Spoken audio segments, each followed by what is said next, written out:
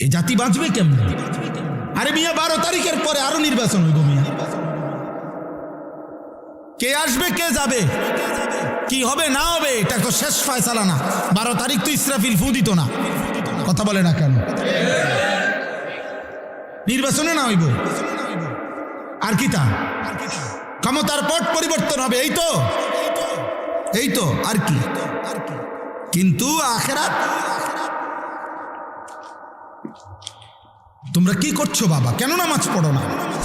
বলো বলো আব্বা বলো। একটা ছেলে বলো, তোমরা আমার ভালোবাসার সন্তান, তোমরা আমার কলিজার টুকরার সন্তান। অতএব আমি ভোটের আশায় না, আমি ভোট চাইছি না, সেজদা চাই।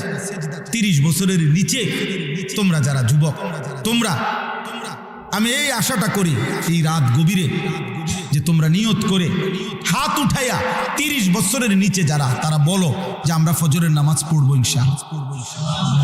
বলো 30-এর নিচে যাদের বয়স হাত উঠাও। বয়স করে না, বয়স 30 বছরের উপরে ওয়ালা হাত উঠাবেন না, আপনি পরে আলাদা, আপনি ভালো মানুষ। বলো ইনশাআল্লাহ, দিল থেকে বলো। না না কিতা কইছো হিডা কও, পুরা কথা কও। আমি ফজর পড়বো ইনশাআল্লাহ। শুধু ইনশাআল্লাহ কইলে হইতো না, কথাটা কইতে হইব। আলহামদুলিল্লাহ, হাত নামা। আলহামদুলিল্লাহ, তোমাদেরকে খুশির কথা বলি ভাই, সারা বাংলাদেশে আমরা একটা মেহনত করছি। এই মেহনতটার নাম হলো ফজর ক্যাম্পেইন। মানে ফজরের মুসল্লি বৃদ্ধির চেষ্টা। আমার শায়েখের দেওয়া আমার উপর একটা জিম্মাদারি। এটা আমার শায়েখ আল্লামা মুফতি মুশতাকুন নবী কাসিমি হুজুর আমারে এই দায়িত্ব দিছে, মাওলানা ফজরের মুসল্লি বৃদ্ধির আন্দোলন করবেন আপনি। আলহামদুলিল্লাহ, আমি আজকে কয়েক বছর ধরে চেষ্টা করছি। এই সেদিন আমি আমাদের চট্টগ্রাম সন্দ্বীপ দ্বীপ এলাকায়, ওইখানে আমাদের সবচেয়ে বেশি মজবুত সাথী ওইখানে, আলহামদুলিল্লাহ এই কয়দিন, এক সপ্তাহ হয়েছে আমি সেখানে গেছি। রাত্রে 3টা মাহফিলে বয়ান করার পর রাত 2:30টায় ঘুমাইছি। এরপরে ফজর, আমার এই ফজর ক্যাম্পেইনের 13 ইউনিয়নের ছেলেদেরকে আমরা দাওয়াত দিছি। ওনারা আমাদের কিছু ছেলে আছে ওইখানে, ওরা দাওয়াত দিছে। মানে পুরা সন্দ্বীপ উপজেলায় 13টি ইউনিয়ন, 13 ইউনিয়নের কিশোর যুবকদেরকে যে দাওয়াত দেওয়া হয়েছে যে সকাল 6টায় ফজরের জামাত হবে বদিউজ্জামান হাই স্কুল মাঠ, সন্দ্বীপের বড় হাই স্কুল মাঠে। ঠিক ফজরের পরে আমি বয়ানে বৈশা, ফজরের পরে আবার বয়ান করছি 2.5 ঘন্টা, 2.5। ফজরের পরে হাজিরা নিছি যে 13 উপজেলার ছেলেরা আসছে কিনা। আল্লাহর কসম 13 উপজেলার ছেলেই আলাদা আলাদা হাত উঠাইয়া দেখাচ্ছে। আলহামদুলিল্লাহ, ফজরের ক্যাম্পেইন মানে ফজরের প্রচারণ। ফজরের মধ্যে প্রচন্ড শক্তি আছে, হিম্মত। ফজরের নামাজ যে পড়ে আল্লাহ তাআলা আশাদ্দু ওয়াতআন, তার হৃদয় থেকে হারাম চাহিদা, কুচাহিদা নষ্ট হয়, কমে যায় রাত্রি জেগে উঠলে। আর আল্লাহর সাথে একান্তে কথা বলা যায়, কথা বলা যায়। মাশাআল্লাহ।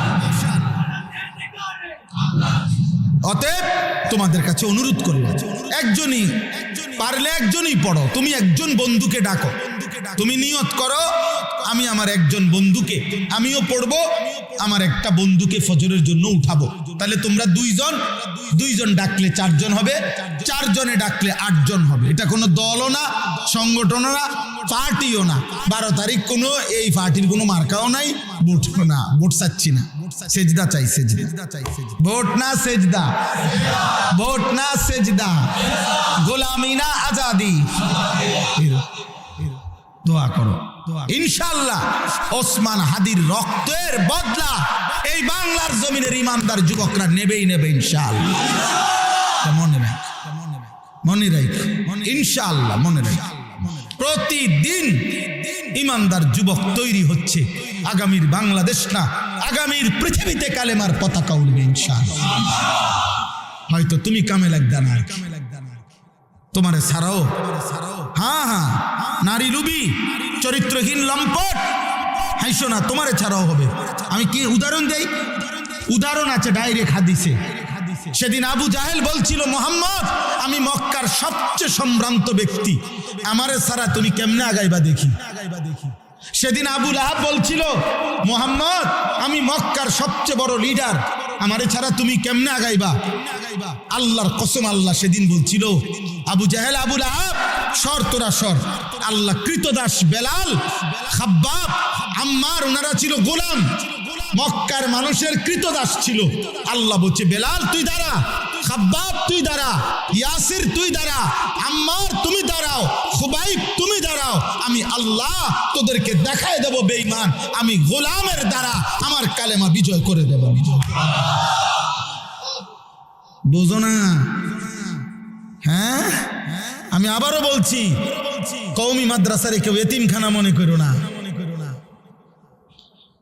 এই ভারতীয় উপমহাদেশে আজাদের ইতিহাস শুনো, প্রয়োজনে আমারে দাওয়াত দিও, আমি বলবো আবার ইনশাআল্লাহ। সেই 1600 খ্রিস্টাব্দের ইস্ট ইন্ডিয়া কোম্পানি এই উপমহাদেশে এসেছিল প্রথম।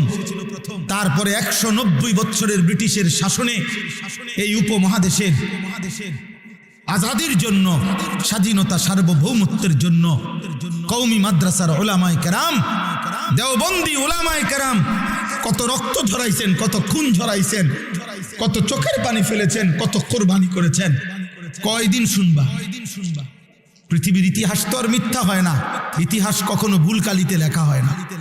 মানুষ চিনতে ভুল করে না, সময়ের ব্যবধানে নগদ বলতে না পারলেও ইতিহাসে ঠিকই লেখা হয়। ইতিহাস বাটফারকে বাটফারি লেখে, ইমানদারকে ইমানদারি লেখে। ইতিহাস সত্যিকার নবী প্রেমিককে নবী প্রেমিকা বলবে, ইতিহাস ধোঁকাবাজ প্রেমিককে ধোঁকাবাজি বলবে। ইতিহাস কখনো ভুল কালিতে লেখা হয়,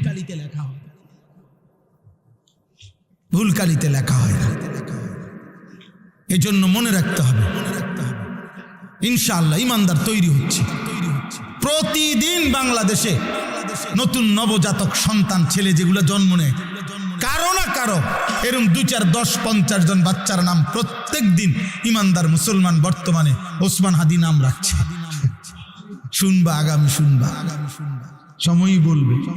এই যুবক ইমানদার, তার কথা মনে হইলেই চোখে পানি আসে, তার কথা মনে হইলেই বুকটা কাঁদে যে হায় ছেলেটা বললোটা কি, ও তো আজাদি চাইছে, ও তো মাতৃভূমির স্বাধীনতা চাইছে, ও তো ভারতীয় আধিপত্যবাদের বিরুদ্ধে বলছে।